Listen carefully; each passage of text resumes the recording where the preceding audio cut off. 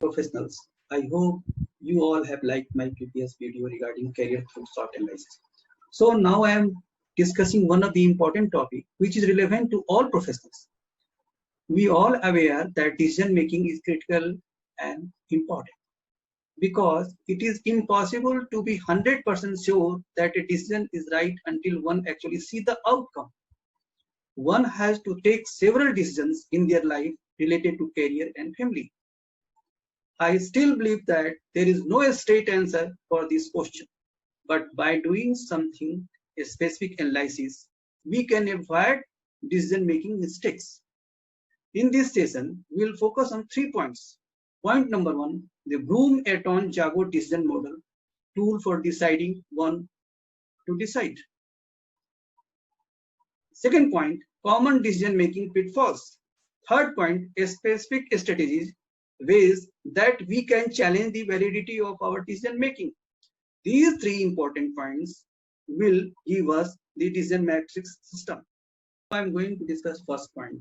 The Bloom-Eaton-Jago decision model is a useful tool for deciding how to decide. This uses a series of questions, yes and no, as a framework for identifying.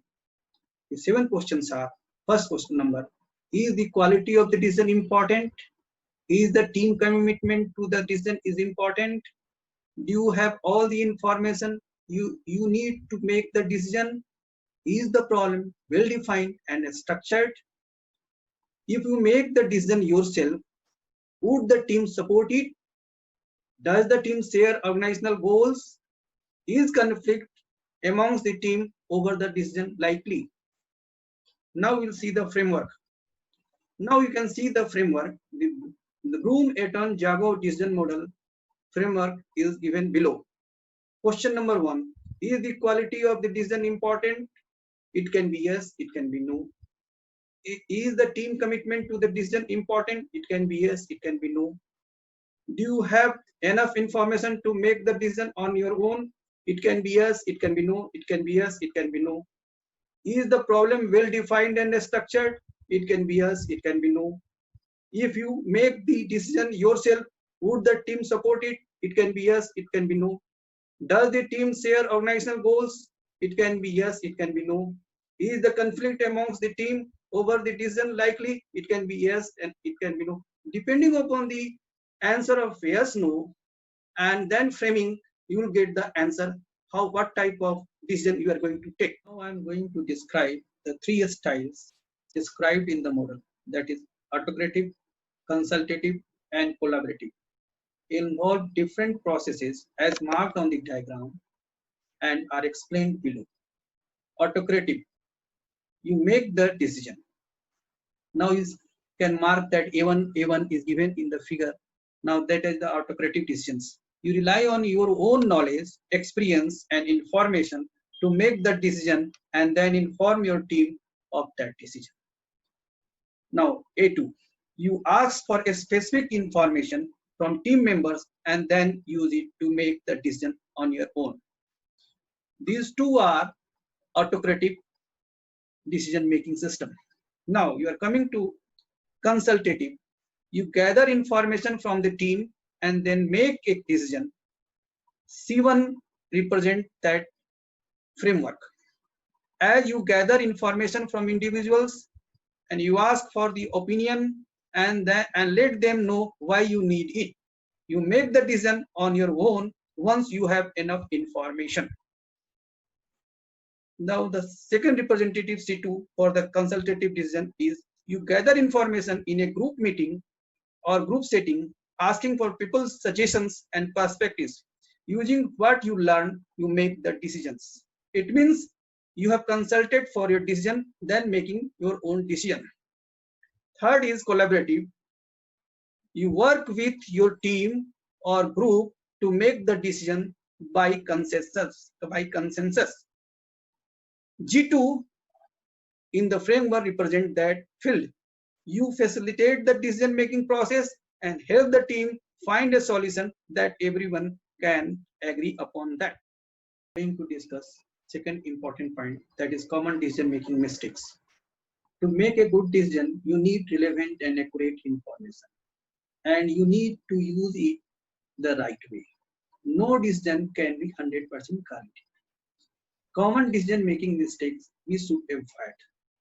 The common decision making mistakes are: number one, not being systematic. We need to be thoroughly test the assumptions that underline any decision we make. Using biased information, that is, relying on data because it supports your existing beliefs, or rejecting data that contradicts what you think is true. Thinking others will prefer what we prefer. Third point, jumping to conclusion is one another mistake that is related to making faulty assumptions without validation. Fourth point, carrying on regardless. When we commit to an idea or solution, we have a vested interest in its success.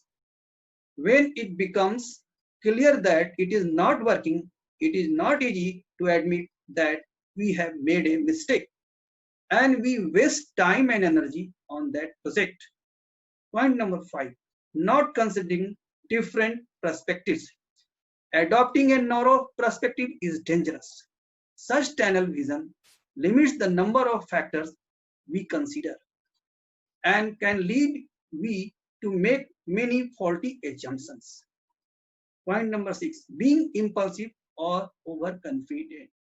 Now I am going to discuss one real situation of launching a new business. You can see what are the decision parameters has been taken by the Sekhar. Sekhar has decided it is time to start a financial consulting business. He has been working for 15 years with one of the most prominent firms in Delhi and doing very good. And he has built some strong business contacts and relations. Sekhar's clients often telling him that he is the main resource person. Due to him, they started or continue to do business with the company. On the basis of this feedback and confidence, Sekhar creates a business plan and secures financing for his new business. He has taken a rented house in the middle of the city, which is more expensive than he wanted, but it is convenient for his potential clients. He set up office with all modern facilities and hired office staff in MNC style. Now, Sekhar is ready and excited for opening his business.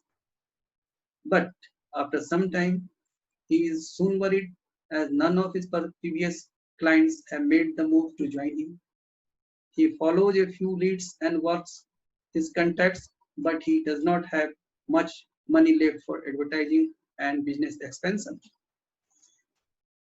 His strategy to get his former clients into his new office is not working, and he has an employee to pay. Sekhar gains a few clients over the next few months, but he is not paying himself yet, and some months he barely makes enough money to cover his expenses and cost. He is not able to understand why his client did not follow him to his new company, and he is not able to figure out what is going wrong with his marketing. He is in dilemma of decision making. We are going to analyze the business situation of Sekhar. What do you think went wrong with Sekhar's decision making? What are his assumptions which were not completed or relied upon? Analysis is this. Point number, Sekhar has client list and contacts, but he has not researched buyer's priority. Second point, Sekhar has taken autocratic decision based on face value that client will follow him, but he did not get any commitments from the client. Third point, he has not created team before starting new venture. Fourth point, Sekhar assumed things about buyer behavior, but he did not test for validity. These faulty assumptions led him to become overconfident.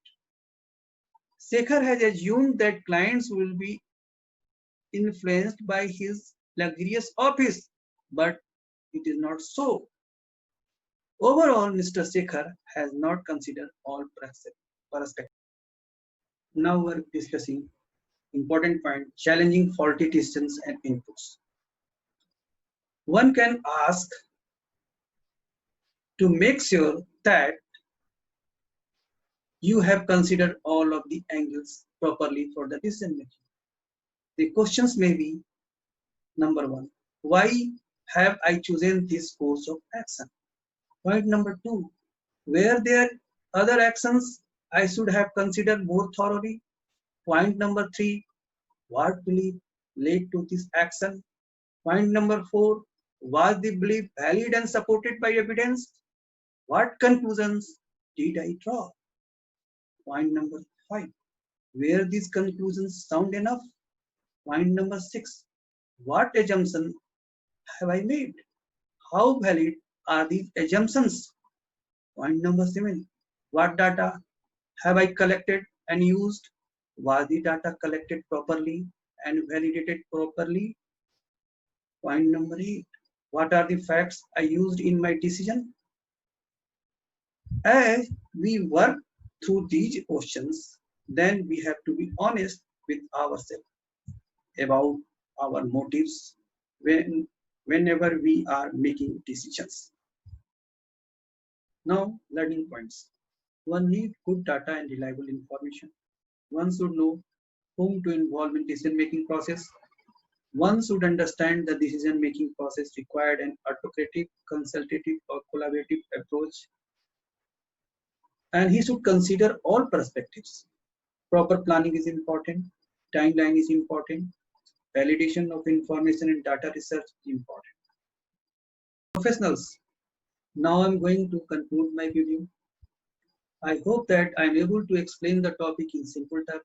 Any suggestion and feedback will help me for my future videos. Any queries in this subject matter may be intimated through email ID or contact number given in my introductory page. In future, I will be available through Zoom or Google Meet. If you have liked the topic, kindly like the video and subscribe and tap the bell button. I like to work more interactive videos for our mutual benefits.